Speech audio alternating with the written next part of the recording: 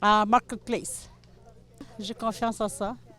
Il peut être difficile de différencier le vrai du faux quand vient le temps d'acheter des billets en revente pour les festivals de l'Abitibi-Témiscamingue. Seulement que pour Cisco en Lumière, cette fin de semaine, c'est environ une centaine de personnes qui en ont été victimes. C'est pourquoi certains festivaliers préfèrent acheter sur le site officiel de l'événement. Moi, quand ils ont commencé à vendre les billets à 8 h le matin, j'ai appelé à 8 h, puis ça a pris 20 minutes, 28 minutes à avoir mon billet. Mais il y en a que ça a pris des heures.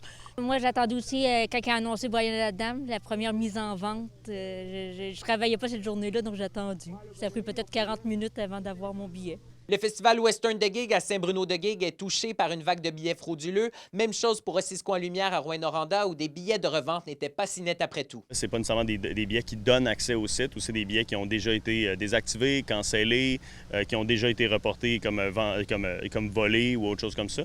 Donc ces billets-là ne donnent pas accès, c'est pas l'aspect physique.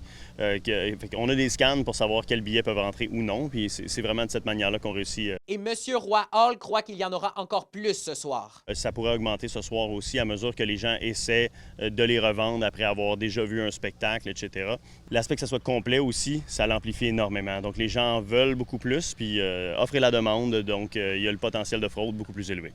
Le festival est catégorique là-dessus. Il recommande à tous d'éviter l'achat de billets par la revente. On conseille vraiment aux gens de ne pas aller vers la revente. S'il n'y a plus de billets, il n'y a réellement plus de billets.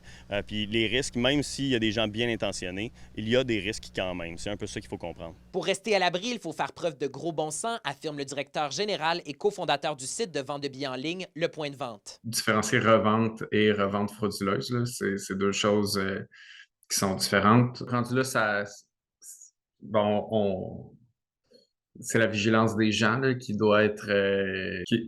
ils doivent faire preuve de gros bon sens, là, si on peut dire. Félix Blaquière pour RNC Nouvelles.